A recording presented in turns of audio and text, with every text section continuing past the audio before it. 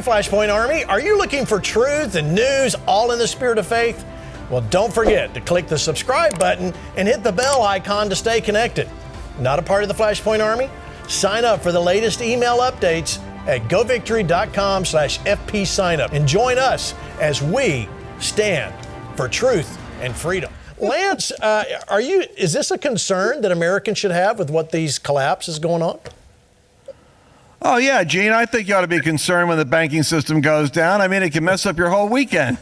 Yeah. Of course it's a concern. What do you mean? Yeah, so here's the point, though. I think the point you're making is Silicon Valley Bank, as much as I'll be the first guy to jump on the woke train and say, oh, these crazy woke organizations, $75 million they gave the BLM. I mean, I guess their depositors could use some of that money right now.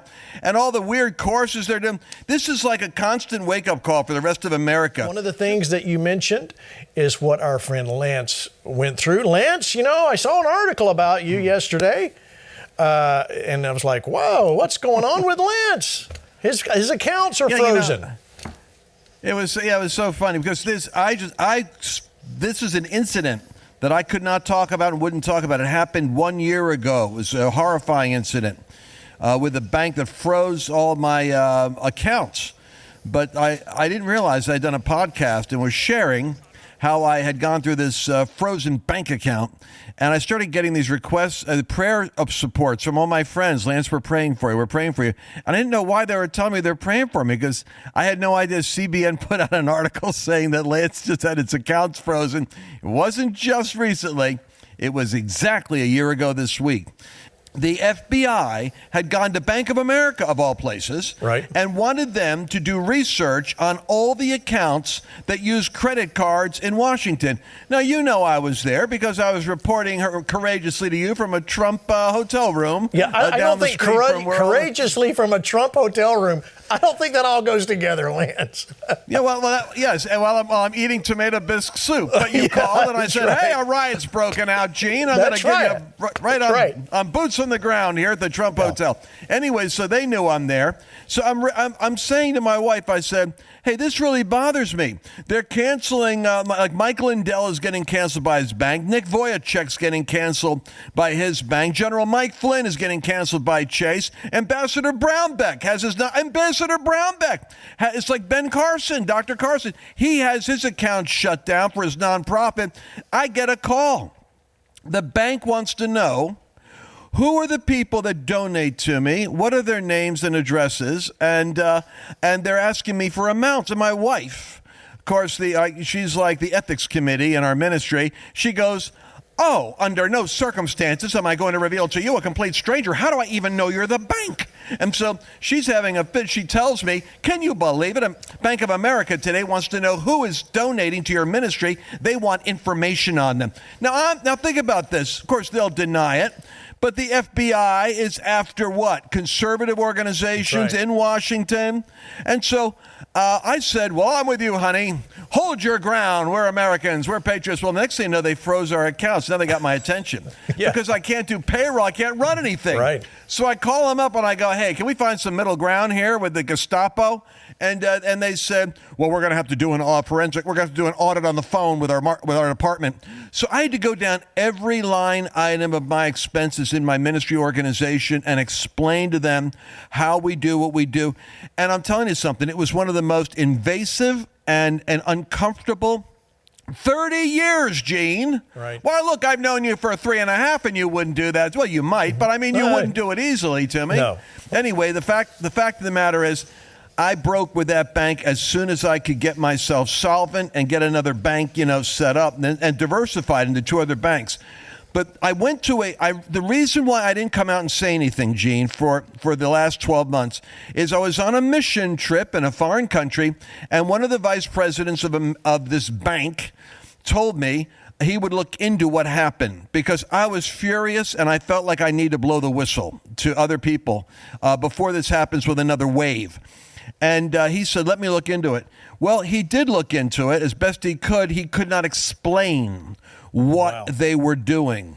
And I found out that he himself even left the bank as a Christian. So all I can tell you is that woke doesn't work. that the banking crisis is actually going to fall out, I think. We have to look at this thing optimistically, Gene.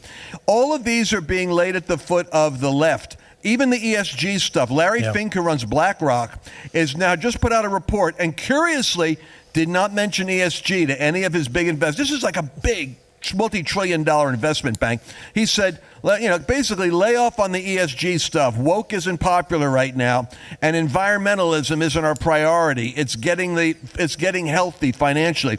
So I think all of this is going to work out to our advantage because woke really does break down. True. Well, but we've got history in the world of that. Let me bring in my next guest, Melissa Tate. She's a Christian conservative author, activist, political commentator, social media influencer, and most of all, she's our next guest right here on FlashPoint. I saw you in Pensacola. Didn't get to say hi. Thank you so much for coming. Yes. Melissa, you were raised in Zimbabwe and you came to the U.S. at the age of 19 to attend college. I want to understand. You actually served in the banking industry for several years and started your own successful business at age 27. I want to understand, are you seeing any comparison between the U.S. and Zimbabwe with the whole banking issue, or is it the same thing? Or are we seeing a difference? Absolutely. Well, thank you so much for having me on, Gene. Yes, I mean, the parallels are extremely scary right now because, growing up in Zimbabwe, I actually grew up at a time, I grew up before I left to come to the United States at the age of 19. It was actually at the peak of the financial collapse that was happening in Zimbabwe. And it was the largest financial collapse in the history of the world because we had the highest inflation in the Guinness Book of Records. It was absolutely devastating. So I actually lived it. Right. I watched my mom, go to the bank and be told that there is no money in the bank. I watched my mom lose what would be like a 401k. I watched my mom lose all her insurance and all her stocks and all her bonds, absolutely everything. So, just watching what's happening has been very scary because it just brings back so many memories of what we went through in Zimbabwe. So what do you think Americans should take from all this, Melissa? I want to get your take first, then I'll go to Dr. Carson. But, seeing this, you're getting two wildly different responses. One is there's going to be more, you better run, you better hide, you better get your money out buried in a mayonnaise jar in the backyard. The other is it's okay, don't worry about it because it's going to be, these were just a few rogue banks, there isn't anything to be concerned about. What do the good people watching in America need to do? What do they need to take from all of this? Well, I think there needs to be a balance on both sides because I think the lessons that we learned in Zimbabwe is having tangible things is what really matters at the end of the day because, we live in a fiat system. The monetary system in the United States is a fiat system. Most of the world it is. Right. So really there's no gold backing the currency. There's really nothing backing the currency. So you're just dealing with numbers on a screen. So what we took away from the financial collapse that happened in Zimbabwe is that numbers on a screen at the end of the day can be just completely wiped out. So my mother, the only things that really survived the financial collapse were her physical property. She had a couple of flats, one in town and one in the suburbs. And those were pretty much the only thing that survived that economic collapse. So, I don't want to tell everybody to run out there and get their money out of the bank and totally panic.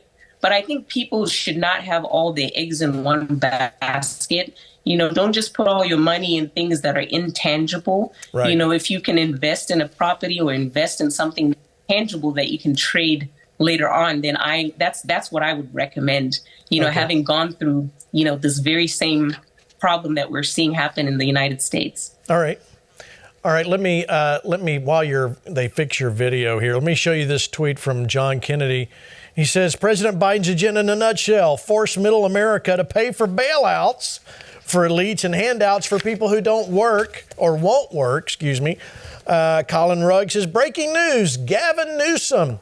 Dr. Carson, this is coming to you. Gavin Newsom failed to disclose personal ties, including his bank accounts at Silicon Valley Bank while lobbying for their bailout. Well, of course he was lobbying for their bailout. He had accounts there. So what are we to, should there be something response here to Governor Newsom with this tie to Silicon Valley Bank? That does not seem like that should be happening. Well, there's a lot of things that shouldn't be happening, quite frankly. I mean, true. our founders were incredible people, and they studied every system of government that had ever existed. And through much conversation and prayer, at the last Constitutional Convention, there was so much ruckus it looked like it wasn't going to happen. And Benjamin Franklin, at age 81, the senior statesman, said, "Gentlemen, stop. Let's get down on our knees and seek wisdom from God." Amen. And then they got up and they put together our Constitution. It's there already. We know what needs to be done. People have to hold their representatives' feet to the fire. Right. And it's going to be the people who save us, not the government. Governments do what governments do. They grow, they infiltrate, and they dominate.